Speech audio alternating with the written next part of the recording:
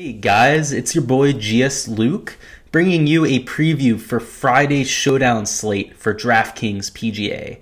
So Thursday's round at this year's Memorial was a little bit of a wash. We only got the morning group to actually finish their rounds. The Friday afternoon group only had a few guys tee off. And as a result, we're going to have a little bit of a tricky day tomorrow, especially for Showdown and DFS. Obviously, the Thursday afternoon wave still has to finish their round. On top of that, they're going to be playing 36 straight holes, at least a lot of them. Also, you're going to be having a huge wait time for a lot of those guys on Thursday that teed off in the morning. So I figured this situation, because it is a little bit tricky, brought on a perfect chance for me to do my first Showdown video. So like I said, this will be my first Showdown video. Let me know in the comments if you guys like this type of content. I'll be trying to do it when I can for the Showdown slates. And I will be going over my top 3 players to avoid in Showdown tomorrow and my top 3 players to target tomorrow for DraftKings in a GPP. With that being said, let's hop right into it. With my players to avoid, at number 3, we have Nick Taylor, who is priced down low at $6,400, and he posted a stellar round on Thursday morning. He shot a 68, which was in some of the tougher conditions as well. He teed off when it was raining pretty hard. It was pretty difficult at the beginning of the day, and as a result, you're going to see a decent amount of steam coming behind Nick Taylor. Unfortunately for him, a lot of his round was nothing more than a mirage, in my opinion. He was able to gain 1.6 strokes around the green, which is excellent for any player on tour. He also gained 1.97 strokes putting on the round.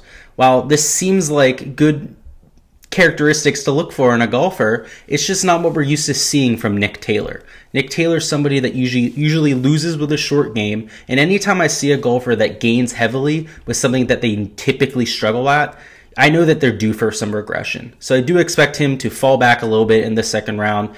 He wasn't playing very well with his irons either. He was hardly gaining with his irons, hardly gained off the tee, and he's not going to be able to rely on that and come the second round tomorrow.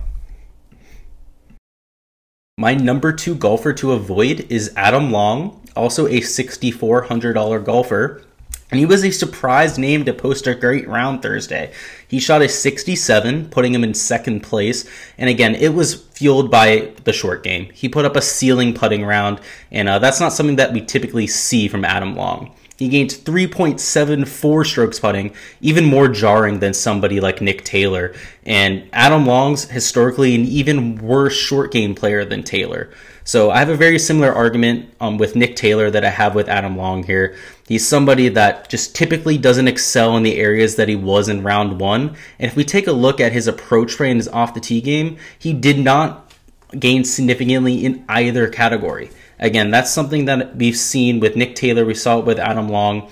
You don't want to rely on guys that are doing it with their short game. That's typically very volatile. It's not something that you carry over from day to day. It's much easier to carry over your swing with your approach, your off the tee game. And as a result, that's why he's a fade for me in round 2. And finally, my number 1 fade this week. He was my number 1 fade for the tournament. He's also going to be my number 1 fade for round 2, and that is Collin Murakawa at $9,600. Again, he's the first round leader. He went out. He had an absolutely stellar round, 6 under, but again, it was uncharacteristically carried by his flat stick.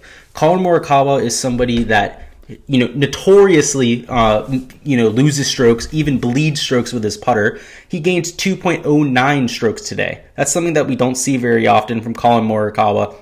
And normally we're seeing, the -1, -2 strokes putting. And as a result, we see him at the top of a leaderboard. While he does have these rounds from time to time, we see it, once maybe every 4 or 5 rounds, he puts up a decent round with the putter. It's not something that he sustains. We've seen him gain and then lose 4 or 5 the next round. We've seen him be neutral and then lose 6, 7 strokes in the next round. So I think it's very likely that we see some regression from Collin Murakawa. Another reason that I don't like him for round 2 is that he also got really lucky with some of his iron shots. There were 2 or 3 shots I can remember from watching the live coverage today where he flailed his arms, made it look really bad with his body language, and he ended up hitting the ball to like 5-10 feet. One of them, I remember, he was calling for it to go and ended up carrying just over a bunker, hitting a downslope and ending 5 feet from the pin. So I think a lot of his statistics, a lot of his scoring today was due to chance, and I don't expect that to continue tomorrow, and that's why he is a fade. Now that we are through my fades, let's get into some of the targets for tomorrow. At number 3, we have Hogue, who's coming in at $6,300, and he's somebody who's actually a hometown guy. His dad was somebody who helped create Muirfield Village Golf Club along with Jack Nicklaus, and as a result, we've seen him have a lot of familiarity with the course. It's said that he's played thousands of rounds here at Muirfield Village, and honestly, it showed in round 1. In round 1, he was excellent across the board. He gained in all 4 statistical categories, but most notably, he gained 2.56 strokes on approach. He was dialed in with his irons. He was, solid across the board. And at a price tag of $6,300, he provides a solid floor and an excellent potential as well. I mean, we saw him score well in that first round. If he even scores, 2-3 under tomorrow, not even nearly as good a round as he had today, he's going to more than pay off that price tag. So I think he has a really solid floor. He has that potential as well, especially with that familiarity. I would expect that he knows the greens pretty well, especially the ones that they didn't change. And that's why he comes in at my number 3 target. At number 2, we have Xander Schauffele at $9,400, and he was somebody that I was targeting before the week even started. So seeing him shoot an absolutely stellar first round makes me even more bullish on Xander. He gained 3.49 strokes ball striking in the first round. That's exceptional. It wasn't number 1 in the field. He comes in number 4 in shots gained ball striking. But again, like I said, I loved him before the week, and I like him even more now that his short game was actually a problem in round 1. He did super well with the ball striking, like I mentioned, but that short game, he was hardly a gainer in each category. If you know anything about Xander Schauffele, he's one of the best short game players in the world. He's great around the green. He's typically the number 1 putter in the fields that he plays in. And as a result, I expect him to get back to that kind of form. If he comes out, he puts up 3 strokes ball striking again. He puts up his normal 1.5, 2 strokes gained with his short game. He's going to absolutely decimate the field. I really like his chances to throw up, a 5-6 under round tomorrow, and that's why I will be targeting him in Showdown.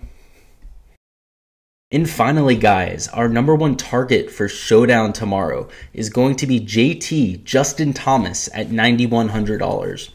JT comes in the number 1 player in the field in shots gained tee to green after round 1, and he's absolutely on form following a few down weeks, considering it's JT over the last few weeks. JT has been absolutely solid with his irons in that first round. We saw him gaining off the tee. He was gaining around the green with his irons. Pretty much, until he got on the putting surfaces, was the best player in the field. The only issue that he had in round 1 is he lost 1.7 strokes putting. That is not a good round putting for JT. He's not somebody that gains a lot of strokes putting, but he's typically a lot better than that. He's obviously been a positive putter on the year, and to see him lose, actually bleed 2 strokes putting, it's just not something we see from him very often. Of late, we've seen him gain in a lot of his rounds putting, and to be quite frank with you, his middling performances of late have not been because of the putter.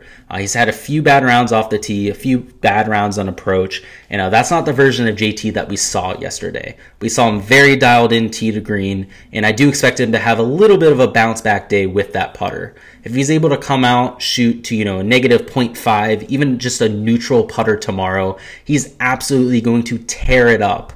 If he were to just get rid of those negative 1.7 strokes putting yesterday, he'd be leading the field. He'd be number 1 in shots gained total. So I really like his chances of having that bounce back day. He's pretty much in the opposite boat of somebody like Collin Murakawa.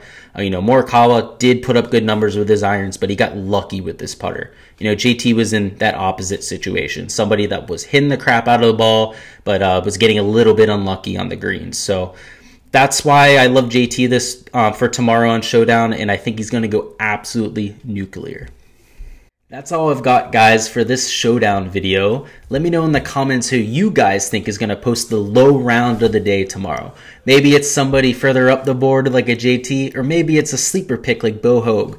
Let me know. I'd be very glad to know who you guys are going to be playing tomorrow. And as always, good luck in your contest. Hopefully you guys win a ton of money, and I'll see you guys next time.